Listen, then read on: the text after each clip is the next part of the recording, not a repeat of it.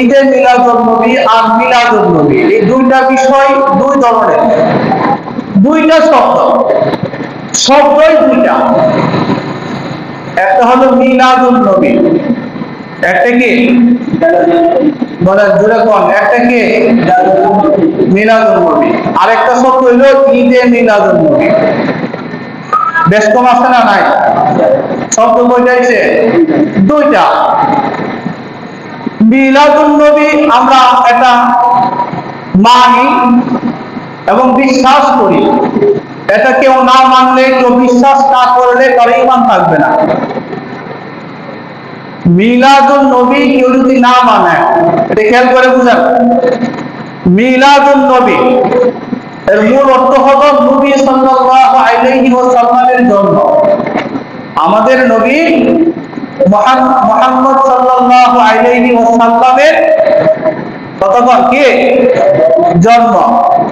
মিলাদ শব্দের অর্থ হলো জন্ম, আর আন-নবী কুরআনুল কারীমে এবং হাদিসে পাকে যত জায়গায় আন-নবী শব্দ এসেছে, এর দ্বারা উদ্দেশ্য হলো আমাদের নবী হযরত মুহাম্মদ সাল্লাল্লাহু আলাইহি ওয়াসাল্লাম। আর শুধু নবী শব্দ, শুধু নবী বললে যে কোনো নবী উদ্দেশ্য। হযরত আদম থেকে নিয়ে হযরত ঈসা আলাইহিস সালাম পর্যন্ত যত নবী রাসূল আল্লাহ পৃথিবীতে পাঠাইছেন, এই নবীগণ থেকে যে কোনো নবীকে উদ্দেশ্য করা হয়, মানে সব নবীর মধ্যে শামিল। কি বললেন? নবী শব্দ বললেন, কি বললেন? নবী। নবী বললে সব নবী উদ্দেশ্য। আর আন-নবী, নবী শব্দের আগে আলিফ লাম লাগাই দিলে এটা নির্দিষ্ট হয়ে যায় আমাদের নবী মুহাম্মদ সাল্লাল্লাহু আলাইহি ওয়াসাল্লাম। তাহলে একটা শব্দ হলো মিলাদ, আর একটা শব্দ হলো আন-নবী, দুইটা মিলায় হয়েছে মিলাদুন নবী। দুইটা মিলায় কি হয়েছে? আবার বলেন, আবার বলেন, মিলাদুন না, মিলাদুন নবী।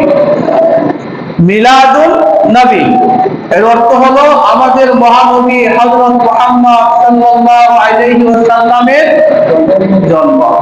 এটা কি আমরা মানি না? এখন এটা কি অবিশ্বাস করে? এটা অবিশ্বাস করে কারো ঈমান থাকবে? হযরত মুহাম্মদ সাল্লাল্লাহু আলাইহি ওয়াসাল্লামের জন্ম, এটা কি এই নবীজির জন্ম, শুধু একটু বোঝানোর জন্য বলা হয় মিলাদুন নবী। একটু বোঝানোর জন্য কি বলা হয়? এটা মনে থাকবে তো নাকি? আচ্ছা, মিলাদুন নবী অনেকে বলে, দেখবেন যে এখন তো মোবাইল, ফেসবুকের যুগ, ইউটিউবের যুগ, মোবাইল খুললেই বলে একটা দল আছে মিলাদুন নবী মানে না, মিলাদুন নবী মানে না, এরকম বলে না? আচ্ছা, মিলাদুন নবী মানে না অর্থ কি? নবীর জন্ম মানে না। এটা কি মূল কথা না?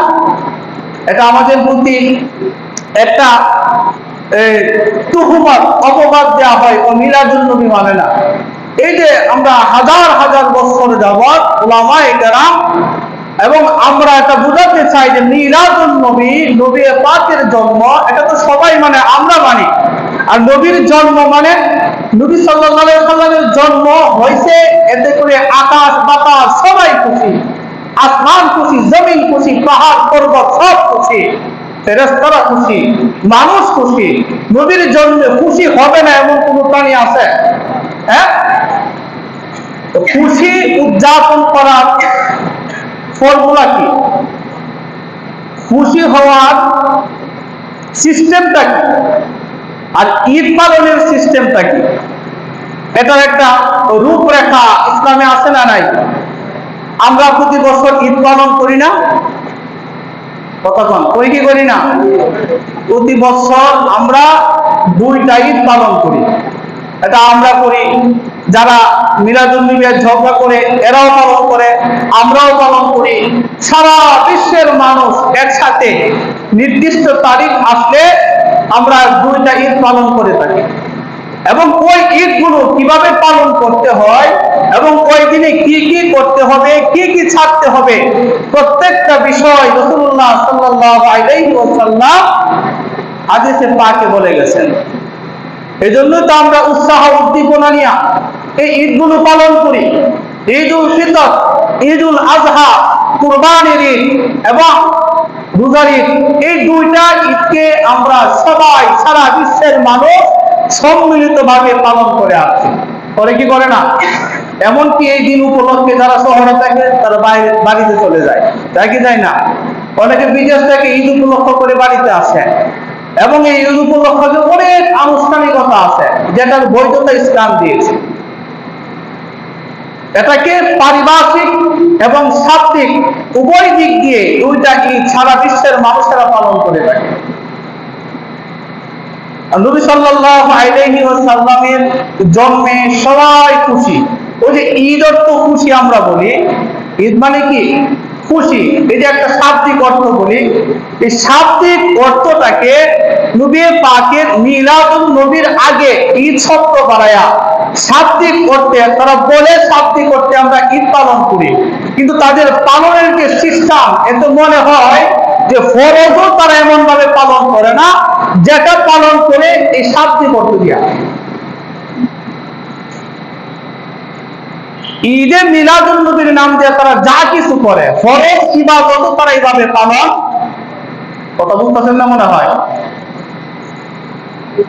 অথচ ইসলাম শাব্দিক অর্থ দিয়া চলে না, ইসলাম চলে পারিভাষিক অর্থ দিয়া। ইসলাম চলে কি দিয়া? কথা বলতে হবে, ইসলাম চলে কি দিয়া? পারিভাষিক অর্থ দিয়া। যদি শাব্দিক অর্থ দিয়ে ইসলাম চলতো তাহলে কেউ মক্কা গিয়ে হজ করতো না। হজ্জের শাব্দিক অর্থ হইল ইচ্ছা করা। হজ্জের শাব্দিক অর্থ কি? এখন যদি বলি যে আমি ইচ্ছা করছি তো হজ হয়ে গেছে, মক্কা যাওয়ার দরকার আছে?